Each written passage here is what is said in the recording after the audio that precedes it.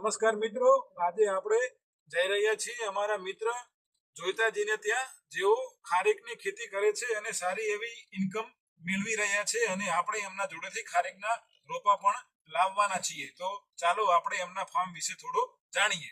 જોઈતાભાઈ, આ રહ્યા કેટલા છે તમારે રોપાનું વાવેતર? આ છે 60 રોપા છે આ ટુકડામાં. આની અંદર બે લાઈન કરી છે, કાલિકા છે અને કાકડી છે. બરાબર. તો ત્યાંનો મતલબ આ બધો ઇન્ટરક્રોપિંગ છે. હા, ઇન્ટરક્રોપિંગ છે. જોઈતાભાઈ, તમે આની અંદર લાઈન થી લાઈન નું કેટલું અંતર હોય છે અને છોડ થી છોડ નું કેટલું અંતર હોય તે મને થોડું જણાવો. 30 બાય 30 ની આપણે જે સરકારનું જે માપ છે એ 30 બાય 30 નું છે આનું, અને સબસિડી માન્ય છે. આમાં 1250 રૂપિયા સબસિડી પર સરકાર આલે છે. રોપા દીઠ 1250 રૂપિયા. એક છોડની આપણે શું કહેવાય, એનો ખર્ચો કેટલો થાય? લગભગ 4000 રૂપિયા તમારે છોડ પડ્યો છે. બરાબર. એમાં 7-8 મહિના વેઇટિંગ હતો. પૈસા ભર્યા પછી 8 મહિના અમારે રોપા મળ્યા. અતુલ કંપની નામની અમદાવાદથી અમે એના જોડે રોપા નોંધાયા હતા. 7-8 મહિને રોપા આવ્યા. એના પછી જીસીપી થી ખાડો બનાવરાયો. એમાં લગભગ 150 રૂપિયા ખર્ચો એ થયો લગાવવાનો. બોલો 4500 રૂપિયા અમારે ખર્ચો ચડ્યો છે આના રોપો લગાવવાનો. અને એક છોડ તમને પ્રોડક્શન કેટલું આપે? મારા પાસે જોના છે લગભગ 6-7 વર્ષના. એમાં લગભગ 120-130 કિલા જેવો માલ ઉતરે છે. બરાબર. આ તો તમને થોડ ઉપરથી પ્રોડક્શન. હવે તમે આના વગર બીજી તમારી સાઈડ ઇન્કમ કઈ રીતે લો? અમે ચોમાસે મગફળી લગાવવા છો અને ઉનાળે તો જગ્યા પડી રાખો, કારણ કે આમાં તૈયાર થઈ જાય માલ, અને શિયાળે બટાકા લગાવવા. બરાબર. અને તમે જે આ રોપા ઉપરથી પેલા બચ્ચા કરો છો તૈયાર, એ શું હોય છે? એ બચ્ચા એના સાઈડમાં જે બચ્ચા નીકળે એમાં લગભગ 1500 રૂપિયા એક બચ્ચો વેચાય છે, પણ એમાં ખર્ચો ચડી જાય લગભગ 800-900 રૂપિયા. બરાબર. તો મિત્રો, હું તમને જે બચ્ચા બનાવે તે પણ હું તમને બતાડું. ગઈ સાલ આને ઉત્પાદન આવ્યો તો 25 થી 30 કિલો શરૂઆતનો.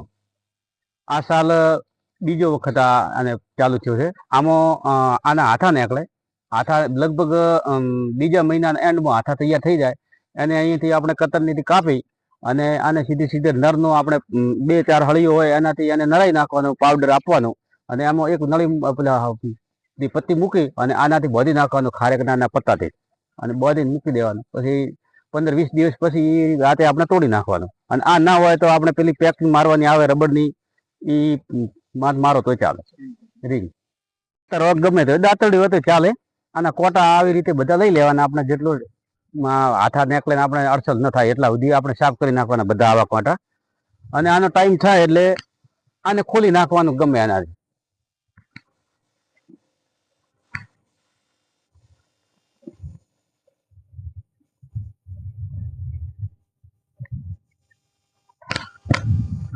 આની થોડી મોટી થઈ જાય એટલે લગભગ વડબોર જેવી એના ઉપર પેલું મેણિયું પહેરાવાનું હોય, મેણિયું પહેરાવી દેવાનું, એટલે કોઈ જીવાતની તકલીફ થાય નહીં, અને વરસાદથી પણ કોઈ તકલીફ ના. જેટલું હીટિંગ થાય એટલું ફાસ્ટ પાકે. ભાઈ, આ શું છે? આ એનો બચ્ચો છે, પીલો. એને આપણે પીલો, આપણી ભાષામાં આપણે પીલો કહીએ. હવે આને પીલો બનાવવામાં સિસ્ટમ શું કરવી પડે? આને બધું આ સાફ કરવું પડે, થડ આખું. અને એનો જેટલી આંખ હોય ને એ આંખ ઉપર રાખવાનું. પછી એને થેલી બાંધવાની. થેલી બાંધીને કમ્પ્લીટ કરીને પછી રેતી છે એ ચાળી અને પેલા એને ફંગીસાઇડ નો સ્પ્રે કરવાનું, એટલે એને કોઈ ફંગસ ન લાગે અંદર, એને થડને તકલીફ ન થાય, આને બચ્ચાને તકલીફ ન થાય. એને પછી રેતી બીજી ભરીને આની અંદર એક નળી મૂકવાની પાણીની. એ નળી મૂક્યા પછી રેગ્યુલર એને ત્રીજે દિવસે પાણી એને આખોને મળવું જોઈએ ધીમે ધીમે. લગભગ 6-7 મહિને એને રૂટિંગ તૈયાર થઈ જાય. પછી એને આવે એને કાઢવાનું પેલું ભાલો. એ ભાલાથી પછી કાઢી આ નેચેથી બધી માટી કાઢીને ભાલોથી મારી એટલે એક બાજુ થઈ જાય. બરાબર. અને તમે આ ખેત જે વાવેતર કર્યા છે, હા રોનકભાઈ, તમે બતાવો જે કરેલું છે નવું વાવેતર. આના પીલા છે. અમને અલગ કાઢીને હમણાં 2 દિવસમાં વાવેતર કર્યું છે.